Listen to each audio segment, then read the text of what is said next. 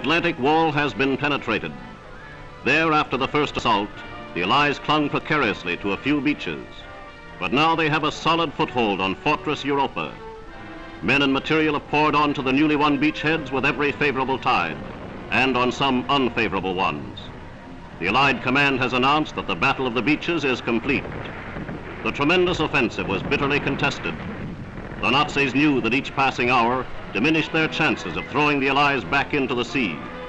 But the American, British, and Canadian troops pressed forward firmly onto the soil of France and made contact with the French people.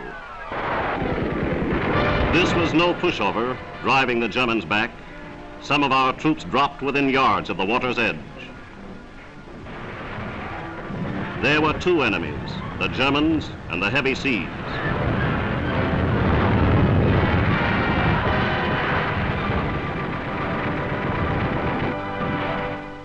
German prisoners were taken almost at once. American and British aircraft supported the shock troops magnificently, preventing the Germans from marshalling reinforcements. American marauders plastered peaceful-looking forests, the hiding places of Nazi tank formations and vicious dumps of high explosive.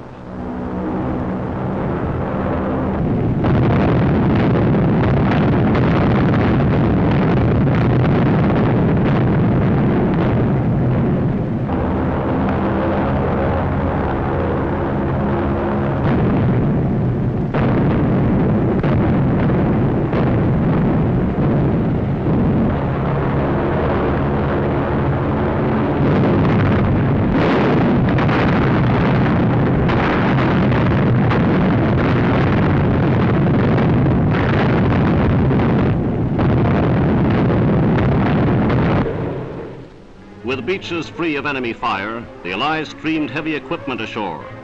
Lumbering bulldozers set about clearing the way for vital air landing strips. The blast of Allied shells left shattered German defenses and many dead German defenders. Survivors were given prompt attention by medical corps men. Some were grateful, many bewildered by the smashing Allied blow.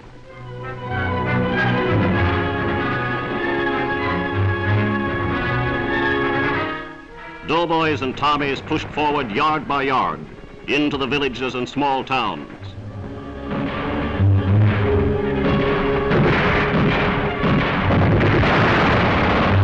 And more prisoners fell into their hands. Some were still arrogant, reluctant to raise their hands in defeat. Landing craft carried the captives back to England. This then is Hitler's invasion of Britain. They come now, defeated men, to the confinement behind barbed wire.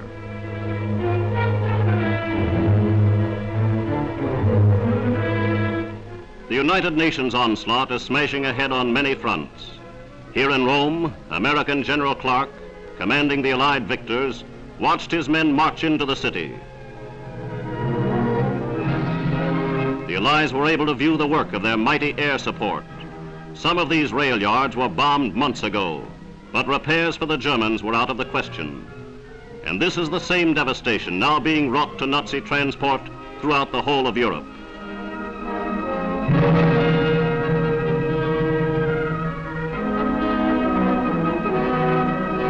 In their triumphal entry into the Eternal City, United Nations troops moved past great monuments of antiquity. The long history of the ancient city has seen few more joyous events. The liberators were acclaimed with ecstatic fervor. Rome is the first great capital to be freed from the enemy.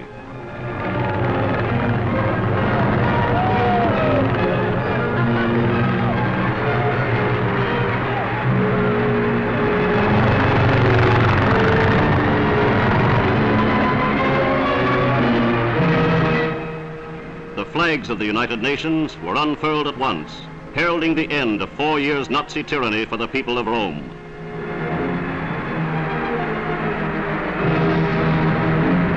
And here is the balcony of Piazza Venezia, where Mussolini once harangued his people.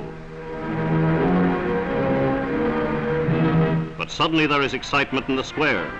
A bomb has been thrown into the former German headquarters. The Italian people discover that Quislings were hiding inside.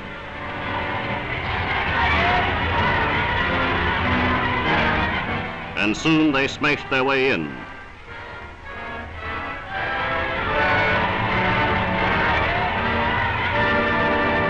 The traitors who collaborated with Germany find little forgiveness in the hearts of the people. As General Clark rode through the capital, American flags found their way into the hands of liberated Italians.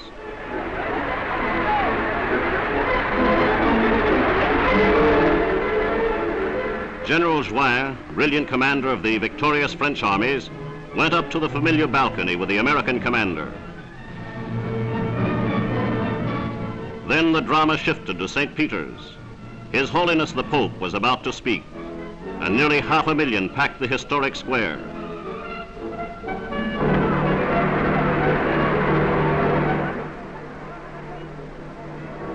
Pope Pius had this to say: "Thanks be to God, Rome has been spared the horrors of war.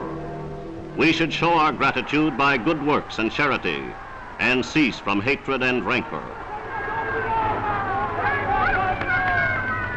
Ieri ancora trepidante per la vita dei tuoi figli e delle sue figlie, per la sorte di incomparabili tesori di religione e di cultura, con dinanzi agli occhi lo spettro terrificante della guerra e di inimmaginabili distruzioni. Guarda oggi con nuova speranza e con rinnovata fiducia alla sua salvezza.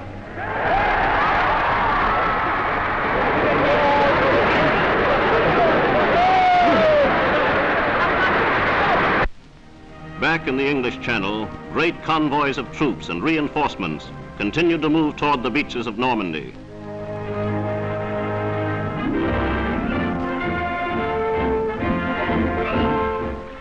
The beachhead already had expanded to 50 miles, and they put ashore the complete equipment of a highly mechanized army.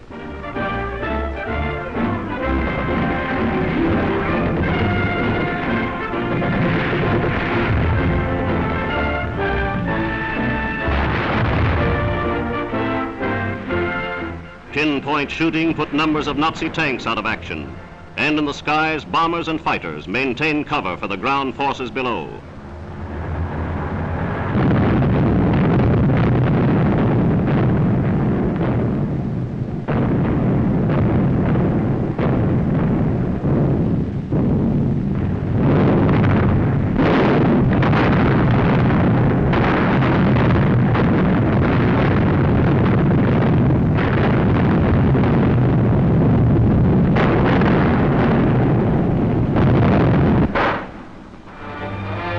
Troops are received as long-awaited friends. Peasants show them the way, warn them where to expect mines, and give all possible help.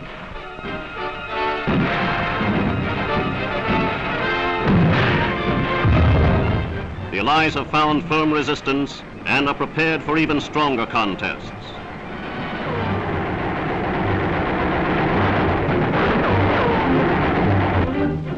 Less than a week after the initial landings, we had taken 10,000 prisoners.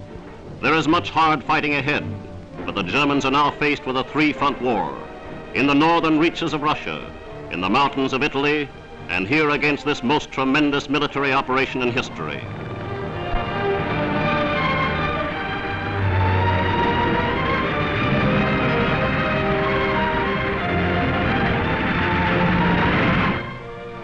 Among those witnessing the beachhead operation was the Supreme Allied Commander, General Eisenhower.